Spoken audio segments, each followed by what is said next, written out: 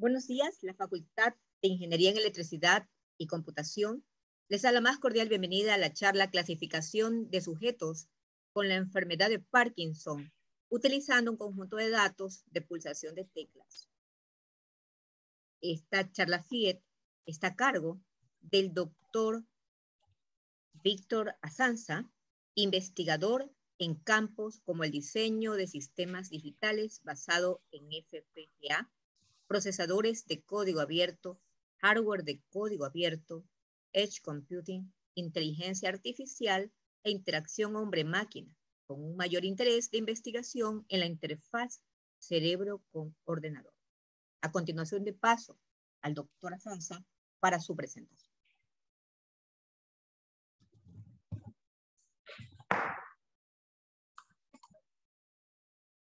Perfecto. Muchísimas gracias, María Angélica, por esa excelente introducción y agradecer una vez más al equipo de FIEC que coordina esta sesión de charlas FIEC. Me parece súper importante este tipo de sesiones o espacios en los cuales los investigadores podemos compartir los trabajos que hemos estado realizando. Publicaciones y hallazgos científicos, por supuesto. Así que muchísimas gracias por esta oportunidad de estar, bueno, la invitación y la oportunidad de estar aquí. Bien, como ya indicaba María Angélica, pues este es un trabajo que busca realizar la clasificación de sujetos en una etapa temprana con la enfermedad de Parkinson, utilizando un conjunto de datasets, son datos secundarios. No hicimos el registro del dataset, así que no tenemos los datos primarios, pero utilizamos un dataset libre que nos sirve para probar los modelos que hemos creado de clasificación. Este trabajo, por supuesto, pues fue realizado con un grupo de investigadores. Entre ellos tenemos a Nadia Sánchez, la máster Nadia Sánchez, el máster Leandro Llerena y el doctor Diego Hernán Pelufo, los cuales forman parte del ESDAS Research Group, que es un grupo de investigación internacional especializado en aplicaciones de inteligencia artificial en diferentes áreas del conocimiento, ¿no? Tanto aplicaciones médicas, aplicaciones tecnológicas. Y bueno, pues una de ellas pues es el trabajo que aquí les estoy explicando hoy. Adicional a ello, pues trabajamos de cerca con el doctor Enrique Peláez, quien es de la Facultad de Eléctrica FIEC, y adicional a ello también trabajamos con el doctor Francis Loaiza, quien es de la Facultad de Mecánica. Y bueno, ¿y quién les habla? Lo interesante es que este artículo pues bueno, está disponible en el Sevier, es de código abierto. Y bueno, participamos en el 11º IFAC Symposium on Biological and Medical System, BMIS, en el 2021 en Ghent, Bélgica. Este congreso fue realizado en septiembre del 2021. IFAC lanza congresos cada 2 años, así es que les puedo decir que es una muy buena oportunidad de publicar. Es un congreso súper interesante. Tiene un enfoque amplio. Entre los enfoques está más el tema de control. Sin embargo, abrieron el Biological and Medical System, donde tuvimos la oportunidad de presentar este trabajo. Sin embargo, es una muy buena oportunidad para presentar trabajos relacionados a temas de control también. Entonces, se los recomiendo. Un poquito la temática que vamos a revisar es explicar un poco la introducción. De hecho, de manera general, siempre estructuramos nuestros artículos de esta forma. Explicamos un poco la introducción, donde definimos cuál es la problemática o cuál es el foco de esta investigación y por qué es importante, pues, trabajar en ello, ¿no? Entonces, igual con los trabajos de investigación que realizamos en nuestros cursos, siempre tratamos de que la introducción explique el problema y nos demuestre por qué es relevante o importante trabajarlo o presentar una solución al mismo.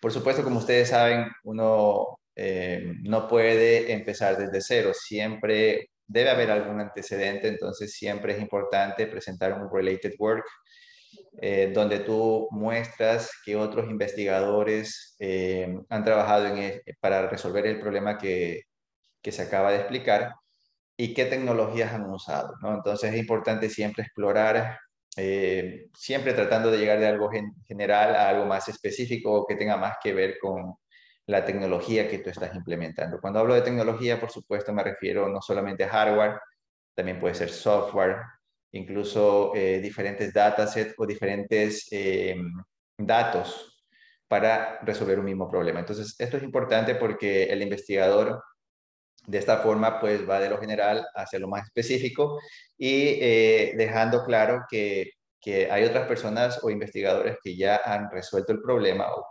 y que obviamente han dado o han notificado en artículos científicos sus resultados.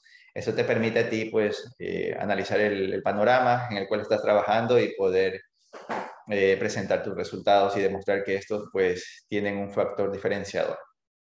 Luego de ello, veremos un poco también el dataset que a priori les he comentado que es un dataset libre que hemos utilizado. Sin embargo, como parte de la experiencia de investigación, puedo mencionarles también en detalles cómo realizar un dataset. Sí, puedo poner como ejemplo, cuando llegue a ese punto, explicar qué condiciones debes tener en cuenta si es que tú quieres crear tu propio dataset. Es muy importante esto porque cuando uno utiliza algoritmos de inteligencia artificial o también métodos numéricos, por ejemplo, para determinar relaciones de variables con ciertas salidas, es importante tener datos que validen el modelo que estás creando. Entonces, llegado a ese punto, veremos el dataset que usamos, veremos qué características tiene ese dataset y también les puedo explicar a experiencia propia cuáles son los mecanismos para poder crear un dataset en caso de que ustedes deseen hacerlo.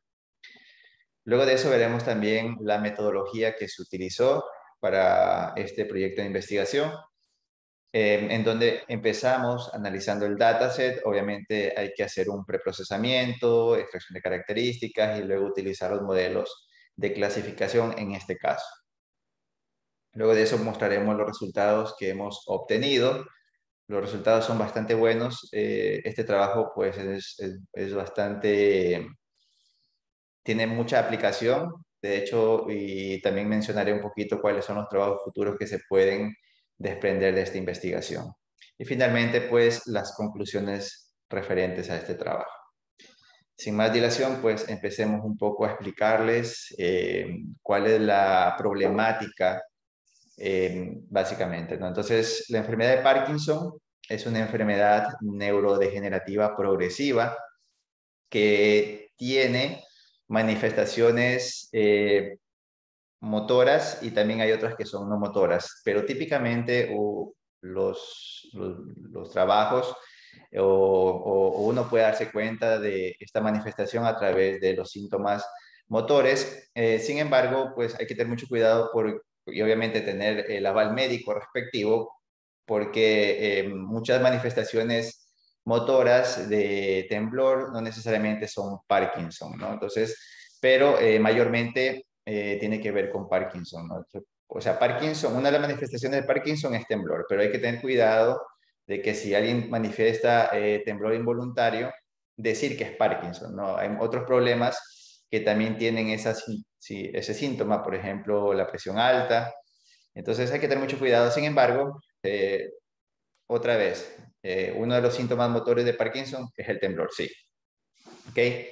También otro síntoma, pues también es el tema de la bradicinesia, ¿sí? También la espasticidad muscular, ¿sí? También este desorden en el balance, lo cual conlleva a problemas de caminar, ¿verdad? También tenemos problemas del habla, bueno, eso también es otro problema. Y también algo que tiene que ver bastante con el tema del desorden del balance es la lentitud de ciertos movimientos. Por ejemplo, las personas que padecen Parkinson empiezan a manifestar en la etapa temprana un poco de desorden al balance, lo cual como efecto secundario produce un retardamiento en movimientos, ¿no? Entonces, esto tiene que ver mucho con lo que vamos a mostrar hoy, ya que esos tiempos de latencia al momento, por ejemplo, de escribir en un ordenador, pues son los que nos permiten a nosotros ir detectando si la persona tiene o no Parkinson de una manera temprana. La Organización Mundial de la Salud, perdón, me había olvidado comentarles, hay otras manifestaciones no motoras, por ejemplo, como problemas del sueño, también puede ser el síndrome de piernas inquietas, pero esos son más difíciles de detectar en este caso, pero ya bajo un análisis clínico pues, y con un médico especialista, pues pueden ser parte del problema, ¿no? Pueden ser manifestaciones del problema. La Organización Mundial de la Salud indica que para el 2030 habrá aproximadamente 12 millones de personas sufriendo la enfermedad de Parkinson. ¿Ok? Algo que también quería comentarles es que Parkinson es una enfermedad neurodegenerativa progresiva, es decir, una vez que se detecta, pues esta enfermedad sigue manifestando o incrementando los síntomas, en este caso el temblor o problemas al balance. Sí, entonces lo que uno puede hacer, y es parte de la justificación o la motivación de este trabajo, es ayudar a tratar de detectarlo en una etapa temprana para poder mejorar la calidad de vida de las personas que lo padecen. Y de esa manera no detectarlo ya cuando tenemos manifestaciones motoras como el temblor o que la persona empieza a caerse, por ejemplo, ¿no? Entonces esa es la motivación de este trabajo. ¿Sí? Tratar de tener un antecedente con manifestaciones secundarias de lentitud de movimiento, por ejemplo, y bueno, y otros features que ya vamos a ver más adelante que son parte del dataset, y de esa manera poder tener un modelo que ayude a detectar esta enfermedad de manera temprana. ¿Sí? Entonces eso es lo que buscamos. También con colegas, obviamente ya especialistas, uno lo que hace siempre es preguntarles, porque ellos son los que realmente conocen más del tema, uno es más de la parte técnica. Y la típica pregunta es, y bueno, ¿y cómo se genera esto? Entonces, muchos estudios indican de que es bueno, hay pérdida de neuronas que generan dopamina, pero no es algo concluyente, ¿no? Sin embargo, hay otros factores tales como herencia, por ejemplo, o ya algo más relacionado a mutación. Y también hay algo relacionado a la alfa-sinucleína, ¿sí? O sea, hay un aumento de alfa-sinucleína. Entonces, en realidad es algo un poquito difícil de decir a ciencia cierta, esta es la causa, ¿no? Entonces, hay muchos factores, como les acabo de comentar. Entonces, por eso es que uno lo que tiene que hacer, si ya presenta ciertos síntomas, tener el acompañamiento de un especialista, pues que avale los resultados o que empiece a hacernos pues los respectivos estudios, ¿no?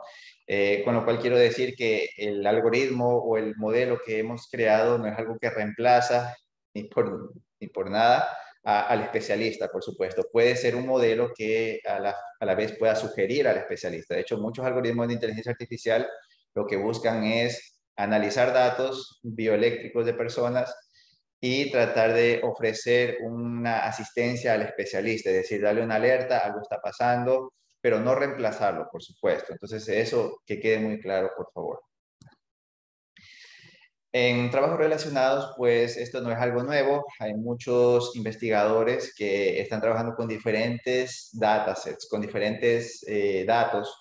De hecho, Chen et al. Usó, por ejemplo, imágenes de resonancia magnética para detectar Parkinson. De hecho, bueno, los investigadores de este trabajo utilizaron Support Vector Machine, obteniendo hasta un 93% de accuracy. Entonces, hay resultados muy buenos, como pueden ver, con una excelente accuracy. Otros trabajos, por ejemplo, han utilizado, asimismo, con imágenes de resonancia magnética, algoritmos como Multilayer Perceptron, obteniendo hasta un 93.22% de accuracy. ¿Sí?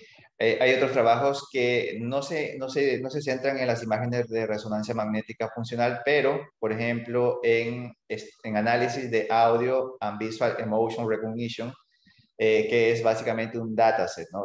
Es más, aquí en SPOL tenemos investigadores que están registrando datos de audio, de habla, es decir, por ejemplo, te ofrecen un texto y tú lo hablas y ese audio es registrado y analizado. Entonces, este tema del análisis de audio y emotion recognition no es nuevo. Se han obtenido incluso como referencia un 96% de accuracy utilizando Gradient Powered Classifier. Por otro lado, Urkuki et al. También desarrollaron experimentos en los cuales ellos analizan el caminar, ¿no? El caminar, por ejemplo, te ponen durante el registro de datos un espacio de 4 metros y tú lo caminas y lo que se hace es analizar la marcha, ¿no? El análisis de cómo mueves los pies o cómo te desplazas, y eso incluso ha permitido, utilizando Random Forests, obtener hasta un 92% de accuracy. Entonces, miren, es otro método, ¿no? Tenemos el audio, tenemos imágenes, tenemos de resonancia magnética, tenemos vídeos de cómo la persona camina, el análisis del movimiento, lo cual también ha permitido, pues, detectar esta enfermedad. ¿Ok? Por último, pues, Wong et al. También ellos utilizaron datasets de caminata, ¿no? De análisis de marcha, y ellos utilizaron, por ejemplo, Backpropagation Neural Network y obtuvieron hasta, bueno, un 42% de accuracy. Yo puedo indicar de que análisis de marcha, bueno, cuando tú ya trabajas con un dataset secundario, pues tienes que tener algunas consideraciones, ¿no? Entonces, como ustedes pueden notar, aquellos que trabajaron con datos primarios han obtenido altos accuracy. No necesariamente, no estoy diciendo que todo trabajo que utilice datos primarios tiene un mayor accuracy, pero en el momento que tú ya tienes el control sobre el dataset, te puedes dar cuenta que si hay algún archivo que tiene problemas, pues puedes replicar el experimento, ¿sí? Hay muchos trabajos utilizando datos secundarios que dan buenos resultados, y de hecho el que les voy a mostrar cuando ya veamos los resultados, nos dio muy buenos resultados usando datos secundarios, así que no es algo que esté correlacionado, solo lo estoy comentando por lo que estamos viendo aquí en el Related Work. Claro. Ahora, como les decía, el dataset que se utilizó no son datos primarios, son datos secundarios. Estos fueron provistos por la base de datos Fisionet. Fisionet es una plataforma que tiene un conjunto de datasets súper interesantes. De hecho, como parte de mis estudios, utilicé en la mitad de mis primeros años, utilicé datos de electroencefalografía de este dataset, ¿sí? Entonces, es una plataforma muy buena. Hay otras plataformas, claro, pero este tiene mucha información, datasets relacionados a señales bioeléctricas, así que si alguno de ustedes está interesado en meterse en el área de médica con algoritmos de inteligencia artificial o desarrollo de modelos y no tiene quizás los recursos para armar la infraestructura que se necesita para registrar los datos o los equipos, puede utilizar un dataset para poder empezar el estudio de los algoritmos o de las técnicas que se van a utilizar con este conjunto de datos. De tal manera que tú ganas tiempo y cuando tú ya tengas la infraestructura y ya tengas los equipos, pues puedas ya tener desarrollado tu modelo. De hecho, eso fue lo que realicé como parte de mis estudios también. Ok, bueno, entonces comentarles un poquito. Este dataset fue desarrollado por Berger et al. En el 2000 y cuenta con 227 datos, o sea, participaron 227 voluntarios, donde además incluye información demográfica. Sí, de hecho el dataset es súper interesante porque tienes ahí 227 files con la información demográfica y también tienes los registros. ¿Sí? Entonces es muy interesante eso, y todo dataset cuenta con esa información, por supuesto. Entonces, dentro de los archivos, de hecho, cada sujeto genera un archivo con información demográfica donde se incluye la edad, el género, si tiene o no Parkinson, o sea, si es Parkinson o sujeto control. De hecho, cuando tú trabajas con información médica, si alguien padece Parkinson, él es el sujeto que tiene el padecimiento, y aquel que no es el sujeto de control, así se lo conoce, ¿no? Además, bueno, información provista por médicos especialistas, pues indicaban si es que el sujeto padecía o no temblor, en el año en el si es que tuvo pues Parkinson, cuál fue el año de diagnóstico, también cuál es la afección, de qué lado, derecho o izquierdo, ¿sí? Además, el impacto de esta enfermedad sobre la calidad de la vida de la persona. Obviamente ya esta es una información ya subjetiva del paciente. Además, si es que estaban consumiendo medicamentos, levodopa, como típico, el DA y bueno, y otros, ¿no? Entonces, esto era ya más información con un one hot encoding, que ya vamos a ver más adelante, que tenía pues una tabla con las columnas indicando con un check qué medicamento es el que el sujeto pues estaba medicado, ¿no? Por el especialista. Entonces, de manera general, el dataset contaba con 227 archivos de información referente a los sujetos de prueba con información demográfica, lo cual obviamente, pues al momento que analizamos este dataset, pues estaba correctamente lleno, no había ninguna anomalía, así es que podíamos usarlo. Sin embargo, de los 600, bueno, perdón, ya me estoy adelantando un poco, ¿no? De los 227 archivos, encontramos 10 archivos que tenían ciertos problemas en cuanto a información demográfica o también problemas en general, ¿no? Típico, a veces uno encuentra problemas en la información demográfica o también problemas en el registro de las señales, ¿no? Entonces, de esa manera, de los 227 descartamos 10 sujetos, ¿no? Porque habían datos que no estaban, que estaban un poquito con outliers y ciertos campos que nos hacían falta. Entonces, los descartamos. Siempre es importante que usted, cuando trabaja con datos secundarios, analice el dataset que va a utilizar. ¿Sí? A priori, nosotros empezamos a hacer pruebas de clasificación y nos daban resultados súper bajos, pero luego de este análisis minucioso que realizamos archivo por archivo, y no solamente de la parte demográfica, sino también de los registros, detectamos esta novedad, y al momento que ya empezamos a eliminar esos archivos que presentaron ciertas condiciones que no nos favorecía, el modelo mejoró. Entonces siempre es importante, antes de empezar a probar modelos y tal, empezar a revisar el dataset con el cual vas a trabajar. Y si tú estás realizando el registro o tú creaste el modelo, o, perdón, el registro y tienes un dataset primario, ¿no? Entonces analiza lo que has registrado y vuelve a ejecutar los experimentos que sean necesarios, ¿sí? Es importante que hagas eso. Ok, bueno, entonces, eso de manera general. Entonces, de los 227 nos quedaron 217 sujetos con archivos válidos, ¿no? De ahí, pues, como parte del preprocesamiento, luego de hacer ese análisis exhaustivo que les contaba, hicimos una normalización de todos los features, que ya vamos a ver cuáles son. Hicimos una normalización de todos los datos que teníamos, ¿no? De todos los datos, tanto todos los datos de registro, por supuesto. Y luego de eso hicimos un feature extraction, donde pues nos quedamos con 48 features, ¿sí? Y por tanto, esas serían las características con las cuales nos quedamos. ¿Ok? Bien. Ok, entonces, ¿cuáles son esos 48 features? Pues tenemos la edad bueno, la edad de nacimiento del sujeto y el año del diagnóstico de la enfermedad de Parkinson. Además, con valores true false, o valores binarios en este caso, lo que hacíamos era en las siguientes columnas, siempre cuando hablemos de features, háganse de cuenta de que son columnas. De hecho, voy a adelantarme un ratito nada más para que se vea. Aquí tenemos los 217 samples o ejemplos, ¿no? De hecho, aquí me acabo de dar cuenta que era 217, perdón. Es 217, ¿ah? Entonces, de los 217 ejemplos o pacientes que teníamos, las columnas son los features o las características, ¿no? Entonces, esas son las que estoy hablando ahora. Entonces, aquí tenemos, por ejemplo, 1, 2, 3, 4, 5 y 6, ¿sí ves? Entonces, son 6 columnas más.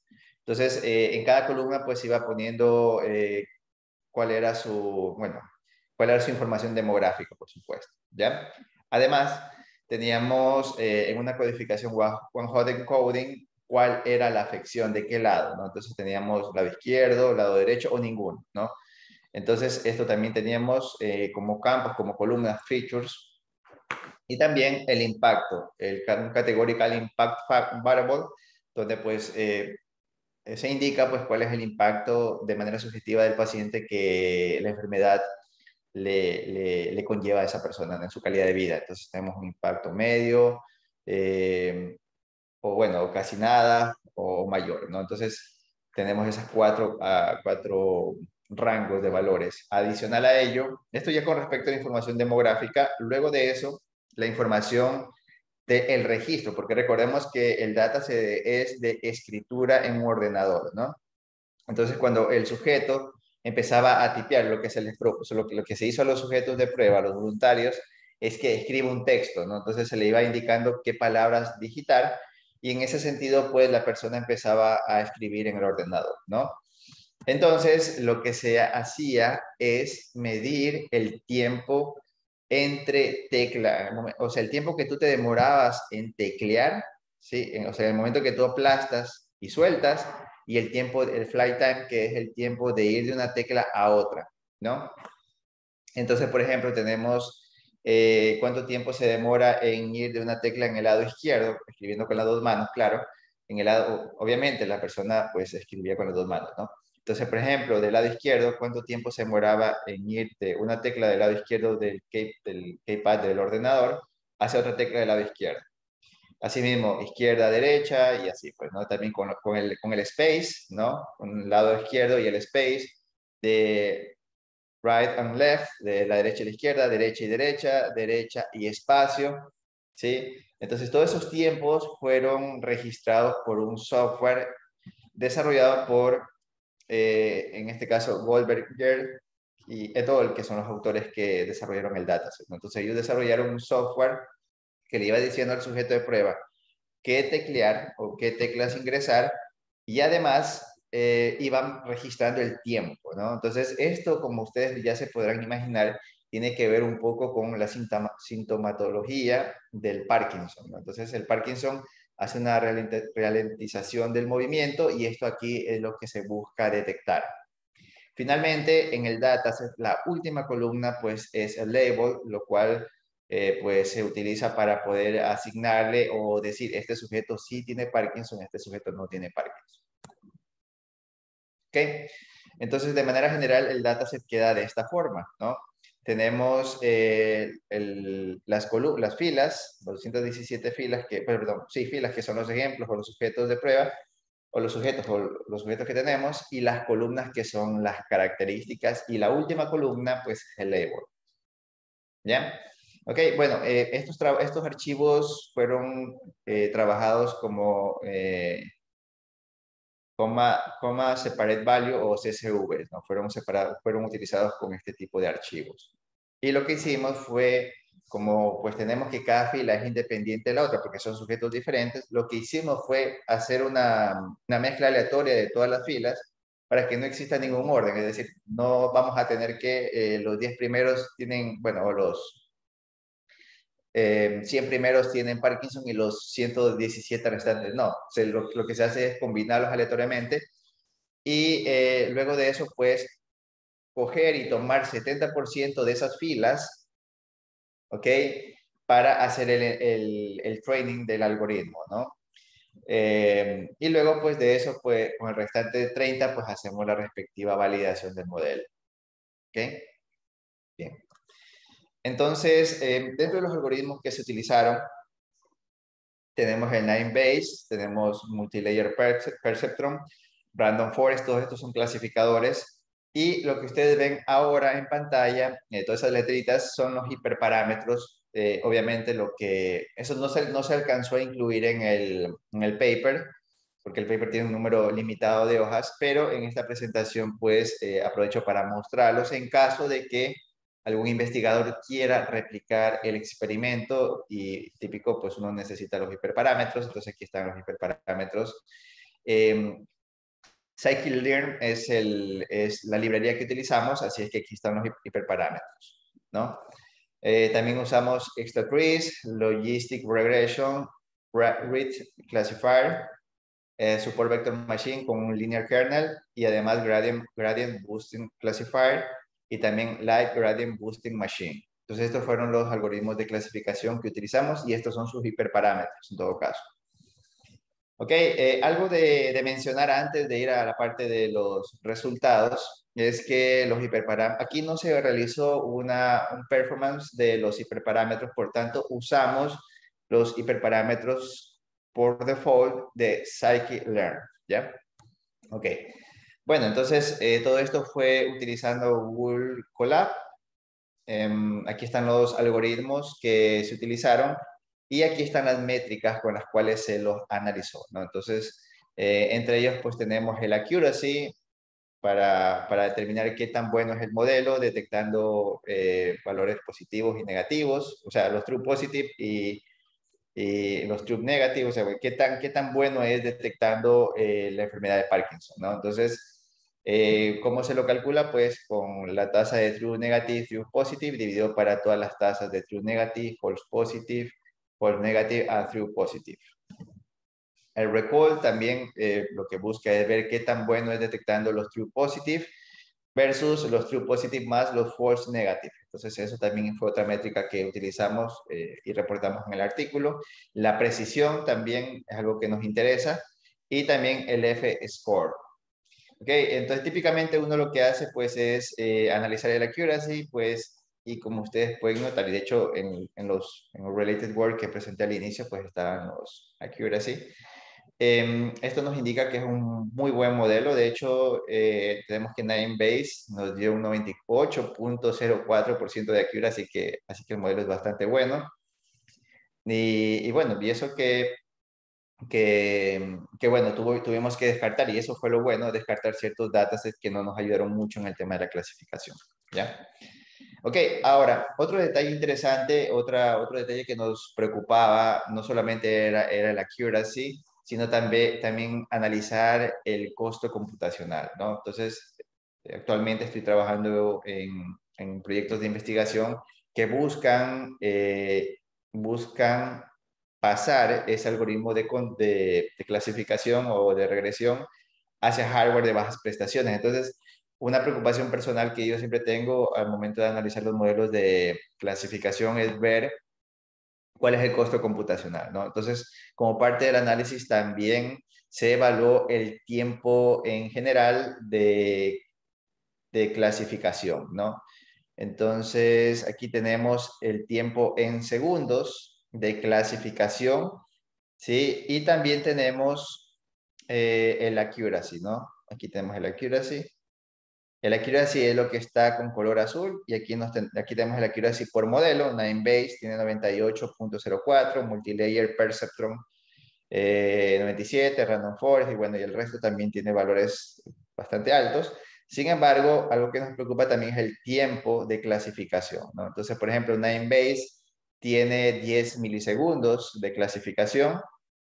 El Rigid tiene 8 milisegundos, Support Vector Machine 9, ¿sí? Bueno, pues incluso con un menor accuracy. Y eso, bueno, esos son los más rápidos en general y con buen accuracy, ¿no? O sea, ya depende de la aplicación, por supuesto. ¿Por qué mostramos esta gráfica? Porque esta gráfica lo que te dice es, bueno, ¿qué quieres? ¿Un alto accuracy sin importar el costo computacional? Ah, vamos por Ninebase, ¿sí?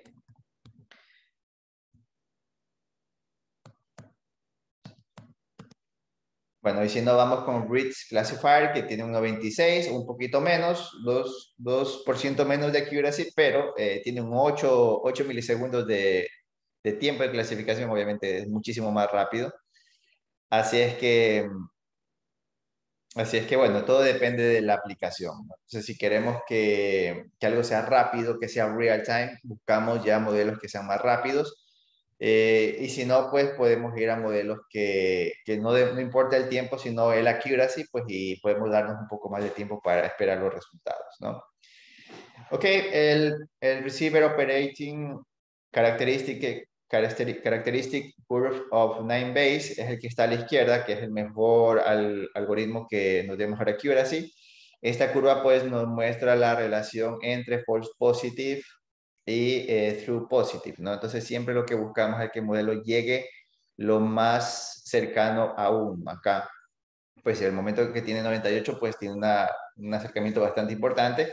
Y pues esa curva pues es típica para poner qué tan buen clasificador es nuestro modelo, y es algo que se reporta pues en artículos que usan este tipo de clasificadores, ¿no? Bien, ok, entonces esos son los resultados, y dentro de las conclusiones lo que podemos indicar es que el uso de técnicas relacionadas a Machine Learning sí nos permite hacer una detección de sujetos que padecen Parkinson, inclusive llegando a obtener un 98.04% de accuracy con las 48 características que he mencionado, ¿no? Ahora, si nosotros queremos aplicaciones de alto accuracy, podemos, según la tabla anterior, podemos basarnos en los modelos de 9-base o multilayer perceptron, pero si necesitamos aplicaciones real time, podemos ir a los support vector machine o 9-base también. Support vector machine o 9-base. Ah, sí.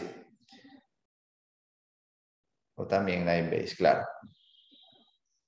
Ok, bueno, aquí era también Bridget, que también es uno que tiene un 8%. De hecho me iría más por estos modelos que están aquí.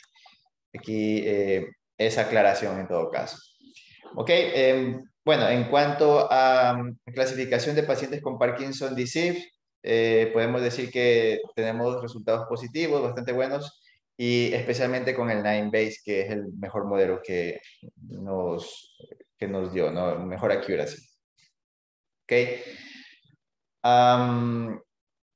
Ok, una aclaración interesante es esta, ¿no? Y lo mencioné antes, pero en este trabajo no realizamos un performance de los hiperparámetros en cuanto a optimización. O sea, no realizamos una optimización de hiperparámetros, y usamos por default los hiperparámetros de los modelos que mencioné de scikit-learn.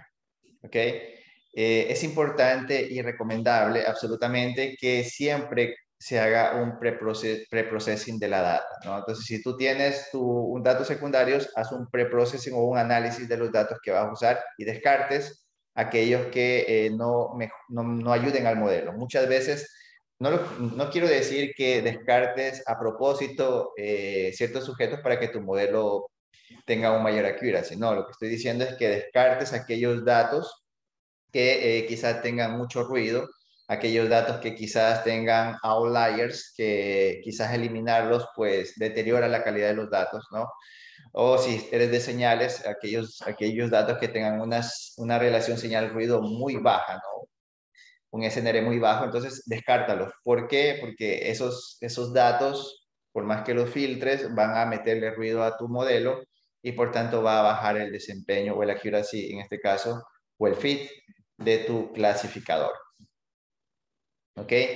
Bueno, pues como trabajo futuro, pues lo que se busca es tratar de automatizar la sección de feature selection. Eso se lo puede hacer con algunas técnicas, entre ellas, por ejemplo, la típica matriz de correlación entre los inputs del modelo, para ver cuáles están altamente correlacionados. O también otra técnica es aplicar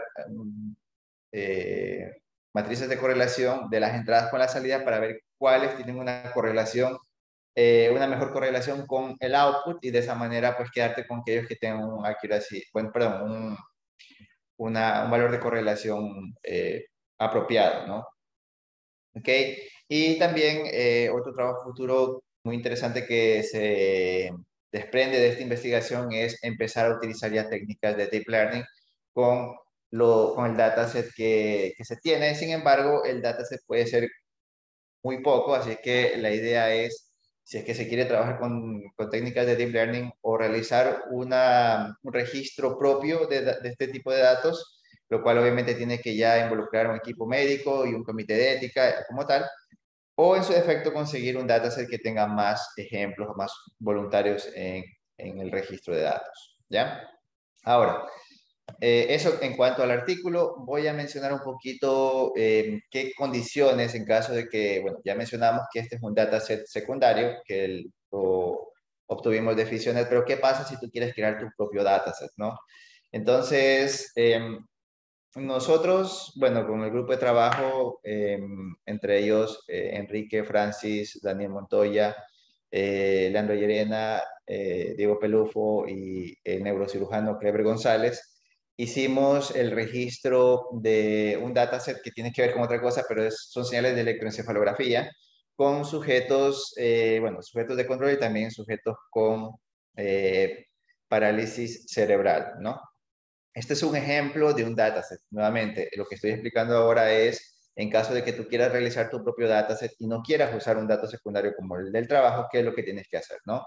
Entonces, lo primero que tú tienes que hacer es hacer una descripción de la metodología de cómo tú vas a realizar el experimento, ¿no? O sea, tienes que detallar absolutamente todos los pasos, el área de dónde vas a realizar el experimento, el área, cómo va a estar vestido el personal que atiende al sujeto de prueba. También tienes que hacer un formulario para que el sujeto de prueba te lo llene, ¿sí? Y te indique información demográfica que luego tú tienes que ponerla en el dataset, obviamente reservando el sigilio o los nombres de los voluntarios, ¿no? O sea, tienes que hacer una codificación de cada sujeto y cuando tú publiques el dataset, como lo hicimos nosotros, pues simplemente pones sujeto 1, sujeto 2, sujeto 3. Y en la información demográfica tú puedes ahí incluir información específica del sujeto, obviamente sin nombre y sin número de cédula ni nada de eso, ¿no? Entonces, por ejemplo, aquí tenemos la información demográfica de los voluntarios que trabajaron con nosotros, de los sujetos de prueba. En este caso fueron 60, ¿ya? Entonces, hacer el formulario que te decía, redactar correctamente los pasos que vas a realizar en el escenario del registro. Además, indicar cuáles son las características del hardware que estás utilizando, ¿sí? El equipo, los equipos que estés usando. Adicional a ello, indicar las tareas, o sea, qué va a hacer el voluntario, ¿no? Entonces, tienes que indicar la actividad que va a realizar el sujeto de prueba. Además, luego de eso, una vez que ya tiene los archivos, explicar en detalle cómo está estructurado cada archivo, ¿cierto? Entonces, por ejemplo, nosotros aquí, por cada sujeto de prueba, me parece, 127 archivos y bueno, son archivos SV, ¿no? Entonces, estos archivos están codificados. Y o sea, la codificación me refiero al nombre, ¿no? Aquí me dice S58L1 I1-1. Entonces, tú lo que tienes que hacer es indicar la codificación de los archivos. Y en este caso, aquí, perdón. En este caso, la codificación la tenemos libre aquí en coding. Aquí tenemos la información, qué significa el S, qué significa el siguiente número y ejemplos respectivamente. Adicional a ello, como estamos usando equipos de electroencefalografía, indicamos cuáles son las distribuciones de los electrodos que se utilizó para el registro. Adicional a ello, indicamos las tareas que se le mostraron al sujeto, ¿no? Entonces, dependiendo, si tú ya haces un trabajo en el cual usando una pantalla o un monitor, tú le dices qué tarea haga el sujeto de prueba, indicar cuáles fueron esas tareas. O si tú le dabas una orden con un estímulo auditivo, visual, indicarlo. Todo, absolutamente todo, debes transparentarlo en la metodología experimental que desarrolles y luego pues también el dataset, ¿no? Incluso en este dataset nosotros incluimos una serie de pasos para poder utilizar este dataset. Indicamos también, por ejemplo, cuáles son algunas de las funciones que puedes utilizar para procesar esta información. Ok, bueno, eso también era lo que le había comentado a ustedes al inicio, que veríamos. Y pues, sin más, si a usted le interesa este campo de la aplicación de el análisis de, de señales bioeléctricas de personas o aplicaciones médicas de la ciencia, pues aquí en Espol hay una maestría de ingeniería biomédica. Pues bueno, es una opción bastante interesante. Hay especialistas en los campos que trabajan en esta área que pues bueno, pues pueden ayudarle a usted a profundizar más de su área de interés. Adicional a ello, pues usted tiene alguna sugerencia o alguna consulta, pues puede contactarme por mi correo institucional de aquí de SPOL. Y agradecerles a todos ustedes por su amable atención y si tienen alguna pregunta, pues con gusto podemos discutirla ahora. Muchas gracias.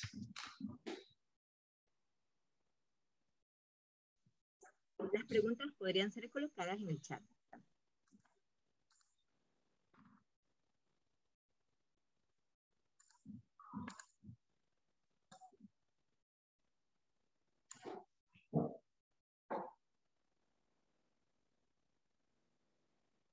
Parece que todo estuvo claro. Qué bueno. Qué bueno. Sin embargo, si tienen alguna duda, por favor la pueden hacer. Sí, muchas gracias, Juan Pablo. Cadena, qué gusto leerte. Muchas gracias. Gracias.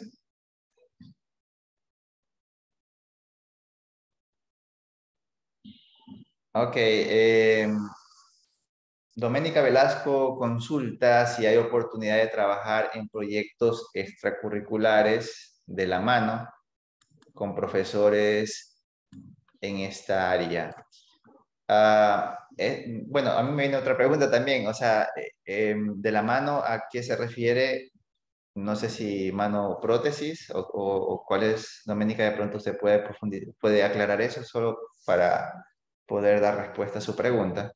Pero en general les puedo decir que sí, hay muchos profesionales aquí en SPOL, profesores muy buenos, que tienen un amplio conocimiento en diferentes áreas técnicas, que obviamente pueden dar aplicación al área médica y eso es justamente el propósito, diría yo, de un ingeniero. Bueno, el propósito de cualquier ingeniero es resolver problemas y qué mejor si es enfocado al área médica para, con ayuda de las tecnologías, pues mejorar los actuales procedimientos. Por ejemplo, un caso que les puedo indicar es el uso de prótesis, por ejemplo, ¿no? Entonces, hay prótesis mecánicas, sin embargo, pues con un poco de ingeniería podríamos tecnificar esas prótesis y hacerlas ya robóticas y obviamente eso mejora la calidad de vida de las personas. O sea, ese es el propósito de todo ingeniero, mejorar la calidad de vida de las personas y en el transcurso mejorar la calidad de vida propia, ¿no?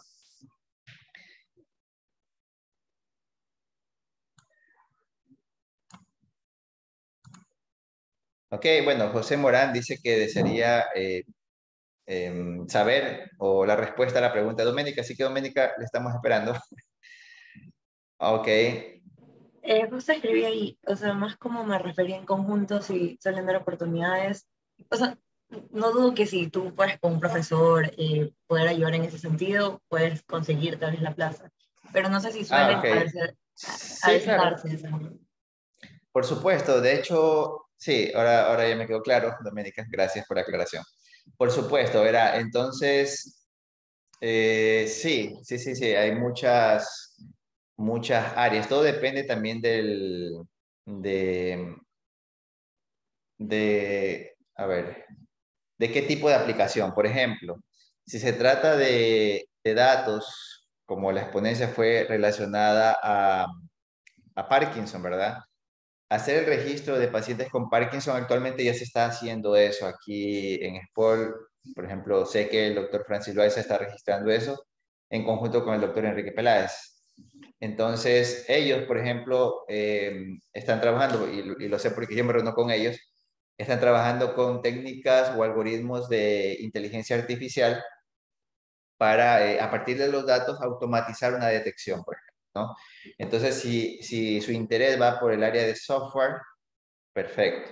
Ahora, hay veces, por ejemplo, que el estudiante dice, no, a mí me gustaría, por ejemplo, tengo estudiantes de sistemas embebidos y ellos dicen, bueno, me gustaría que el proyecto en el cual vamos a usar un hardware basado en un procesador, digamos, ARM Cortex-A como una Raspberry Pi o un Cortex-M como una Raspberry Pi Pico, me gustaría usar ese hardware para hacer algo relacionado a aplicaciones de ingeniería, bueno, ingeniería y la medicina, ¿no? Entonces, en ese contexto, por ejemplo, el área de sistemas embebidos es bastante buena y tengo estudiantes, por ejemplo, con los cuales estamos haciendo registro de sensores de electromiografía empleando ESP32 con el ánimo de automatizar la detección de intenciones de movimiento de manos y a la vez poder controlar algún tipo de prótesis. Por eso que cuando leí mano, eso fue lo primero que me vino a la mente. Pero sí, se puede trabajar de la mano con profesores, por supuesto, en el área de hecho hay materias integradoras y en el cual el profesor pues está dispuesto pues a trabajar en esa área. Bueno, Gregory, muchísimas gracias, saludos también desde Santa Elena y bueno, saludos desde Guayaquil, un gusto. Ok,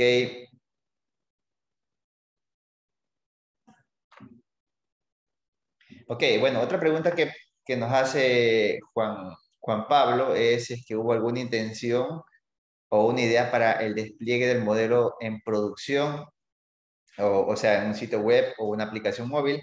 Te cuento que la intención del estudio fue más bueno, en analizar la calidad de los datos y probar ciertos modelos que luego los utilizamos para otras aplicaciones. En realidad, por ejemplo, yo estaba realizando más detecciones de señales de electroencefalografía y quisimos probar esos modelos con este dataset, ¿no?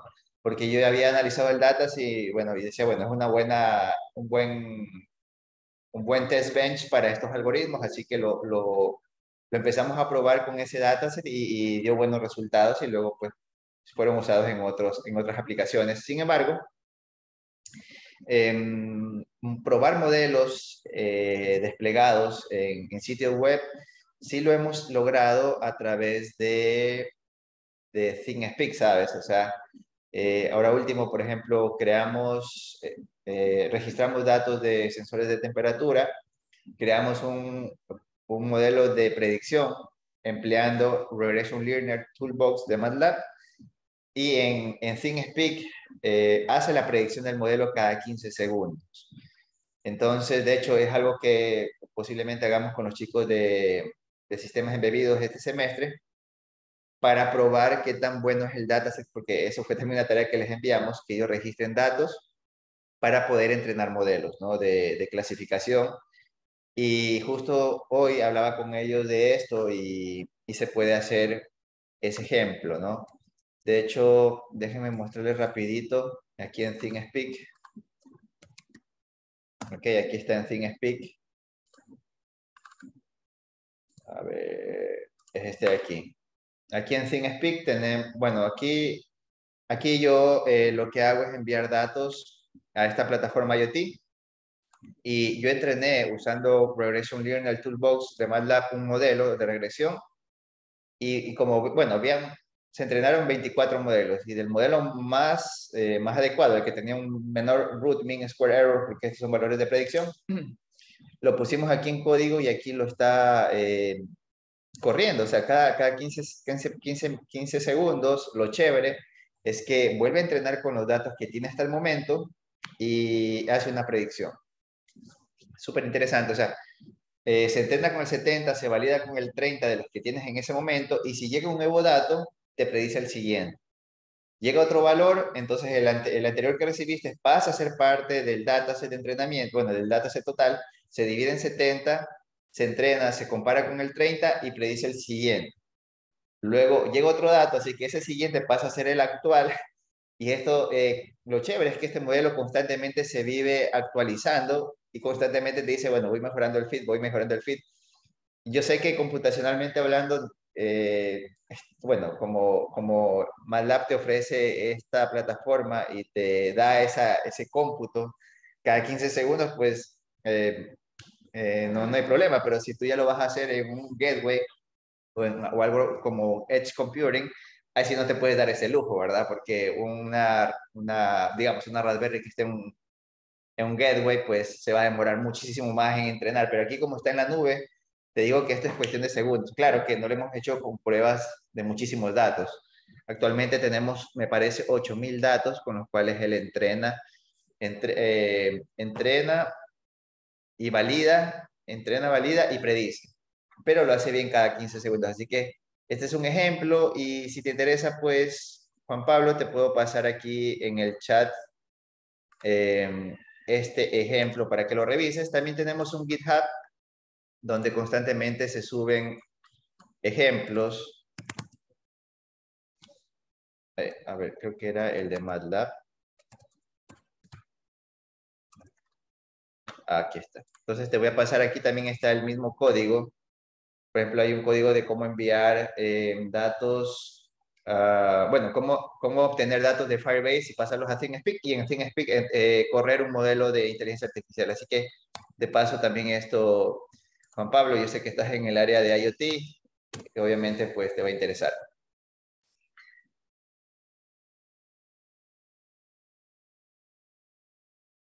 Ok, perfecto. Eso Juan Pablo. Doménica dice, bueno, sí, el malentendido y todo eso. Ok, perfecto, Doménica. Claro, ahí, como les digo, bueno, estos son los contactos. Si tienen dudas, por ejemplo, como verán, siempre me gusta a mí todo lo que hago, publicarlo y liberar los códigos. En caso de que ustedes quieran, pues pueden escribirme. Yo les puedo facilitar GitHubs. También tengo un blog donde constantemente subo ejemplos o publicaciones que realizo o códigos. Y otra opción, si es que usted ya está por graduarse, pues es la maestría de ingeniería biomédica. Perfecto. Perfecto. Gracias a ustedes por sus preguntas. Parece que no hay nadie más que pregunte. Me parece, perdón, me parece que he respondido solo a, aquí le voy a poner, ahora sí. Parece que solo he respondido a uno de los participantes el tema de los códigos. Aquí está en el chat el GitHub y también el ThinkSpeak, donde ustedes pueden realizar, sí, de manera general, un despliegue así súper sencillo para contextualizar un poquito la pregunta de Juan Pablo es esto, o sea, aquí en ThinkSpeak lo hemos hecho. Tenemos al modelo que muestra los datos, vuelve a entrenar, vuelve a validar y predice, y te lo sigue haciendo cada 15 segundos mientras sigas enviando datos. Sí, estos son datos de temperatura, por ejemplo, de un equipo llamado TCC Lab.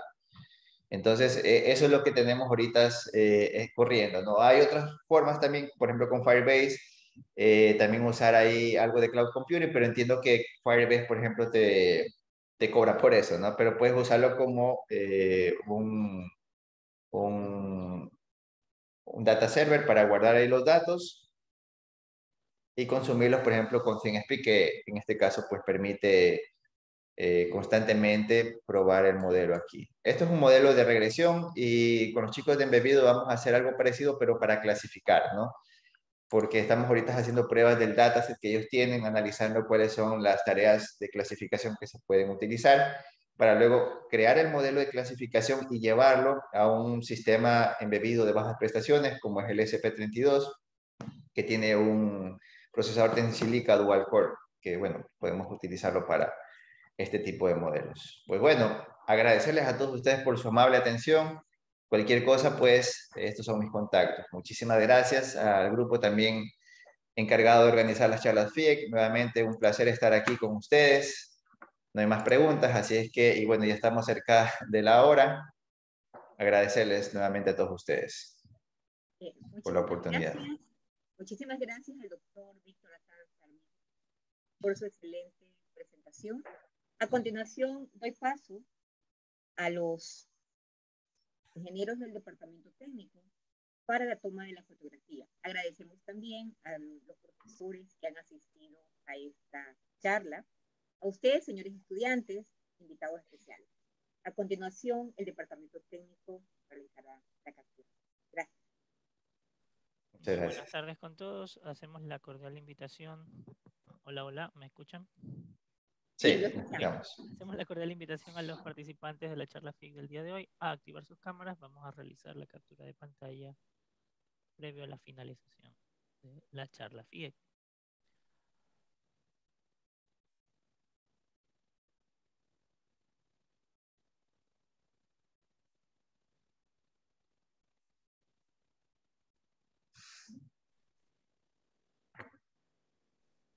Por favor, les invitamos a activar sus cámaras. Vamos a realizar la captura de pantalla.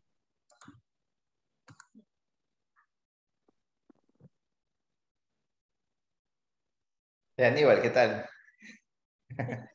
Hola, doctor. Todo Bueno, aquí, Aníbal. ¿Qué tal? Qué gusto verte. Mantengan activadas sus cámaras. Vamos a ver si se unen más asistentes.